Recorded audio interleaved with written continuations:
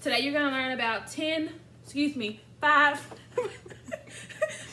Five. That's why you said 10. You're going to learn about 5 virtual teaching tips. Welcome back to School Days and Box Braids. I'm Shalia. And I'm Brittany, and class is in session. Today you're going to learn about 5.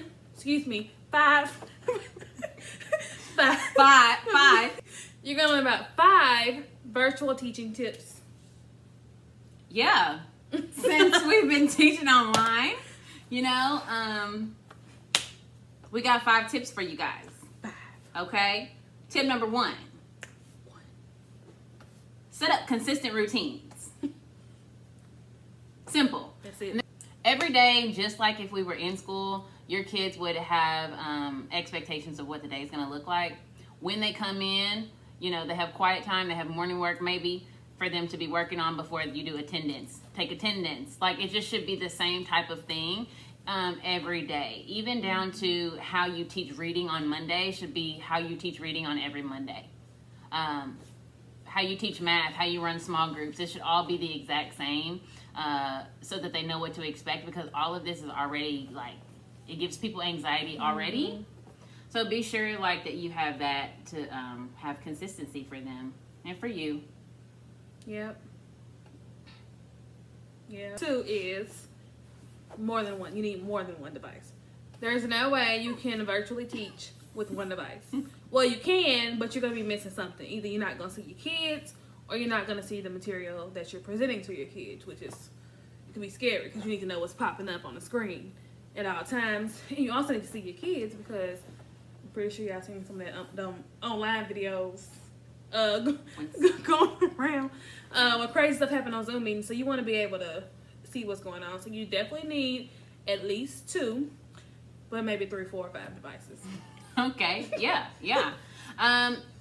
So one of those devices can probably be provided by your school, and then you might have a personal one or even a cell phone or something. You just need something else. Yeah.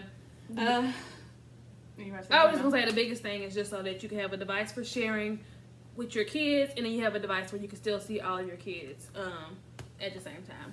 Right. That's a big reason. Okay, so number 2 is keep it simple. So keep it simple is rule number 2. And rule number 2, Tip number 2 is keep it simple. So I am not a fan of teachers using 7 or 8 different websites, 9 or 10 different websites. You need to have the same consistent websites that your kids use. So I use, for example, Raz Kids. Just recently I started to use that. Mm-hmm. A lot of people use Jamboard. Mm-hmm. Google Classroom. Oh my gosh, if you're not using Google Classroom, I don't know what you're doing. I'm not sure. I think what. some people use Canvas or Blackboard. Apparently Microsoft Teams has a learning platform too. That's kind of cool. Okay, so if you use any of those other websites or other databases, I don't even know, other platforms, like a classroom platform. Yeah, if you use anything like that, let us know in the comments, because that's pretty cool. Flocabulary I use a lot. Flipgrid, Edpuzzle I use a lot. I heard, I haven't used it, Peer Deck. Oh yeah, I see a lot of people using Peer Deck. Yeah. So I'm gonna try again today. YouTube. Always get on YouTube, find videos. Watch videos first for your kids. Yes. There's actually a website. I think it's like a safe link website where you can take a YouTube link and turn it into a safe link. That way it won't have any commercials or anything. So when they type in, good. When they type in that link, it's strictly just that video. There's no more videos for them to go click on. So I think it's called Safe Link or something. That's good. I'm trying to think what else. But with using all of those things, you don't want to use 50 million of them. You don't. Mm-hmm. And if you ever are needing to use something new or teach your kids something new, I suggest that you teach them how to use it first. Don't just tell them to get on Epic Books today. You need to share your screen, show them how to do it, allow them time to explore. That's something that you should do with all the websites. If you're gonna have them do something, let them do something fun on it first, so that they can get in there and kind of play around with it, and then later, maybe next week, use it as an educational tool. And just know that the day that you choose for them to use that platform for the first time, you might as well forget about the lesson. Everything else. It's going to take like 30 minutes just for everybody to figure out how to use the lesson. I mean, if they get on it. I learned that with Kahoots the other day. We tried to do our first Kahoot I game. enjoyed that. Did they like it, They though? did once we finally got on. I have 30-minute live sessions. It took us 15 minutes to Yeah. get everybody peeing. It's like nickname. What did I write for nickname? Just write your name, please. And I said it 5 times. But it's okay.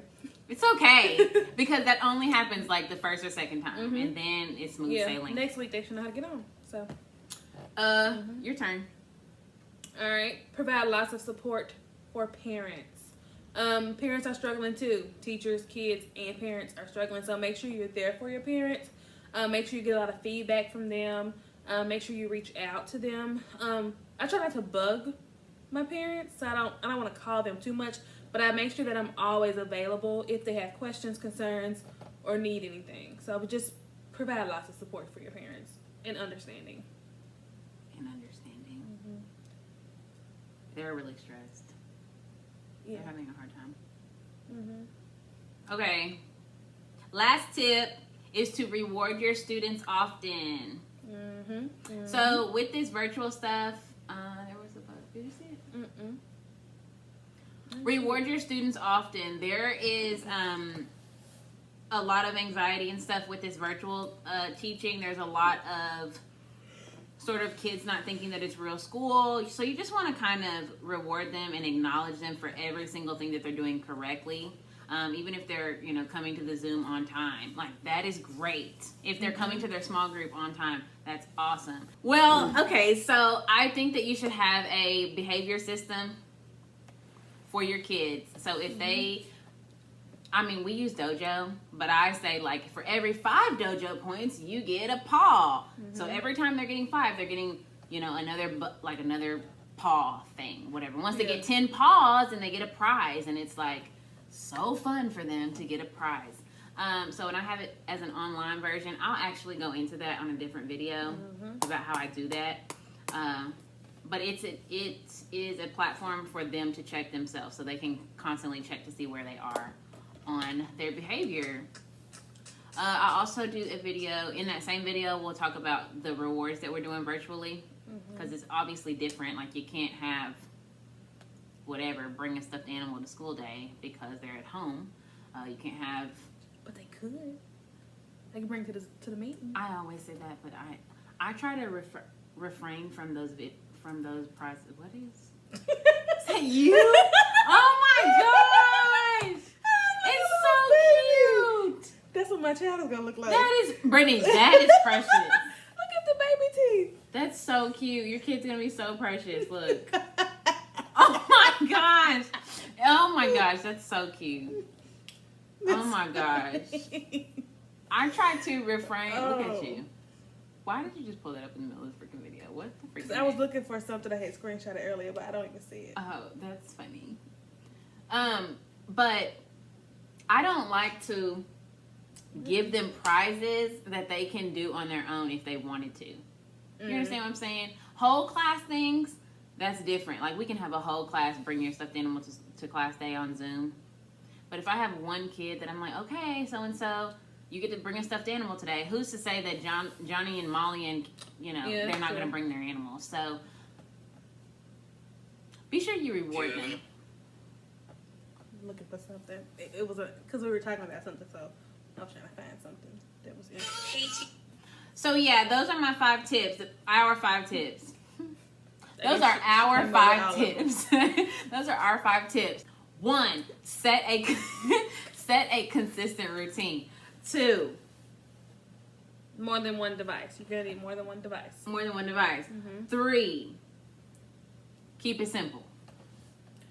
4, provide supports for parents. And 5, reward your kids often. Whoop, whoop, whoop. Hopefully those help. Yeah, that's been 5 tips for you guys and girls out there. We hope that you're having an amazing day, and I hope and pray that your school year is going awesomely. Awesomely? Awesome. Going awesome? I don't think awesomely is a word. I don't think awesomely is a word. Let us know. Leave tips below. Some more tips you have. Like, comment, and subscribe.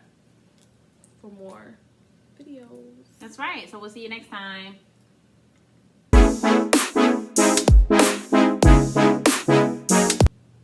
Are you looking at my list? Because I'm going out of order. I've been going out of order the whole time.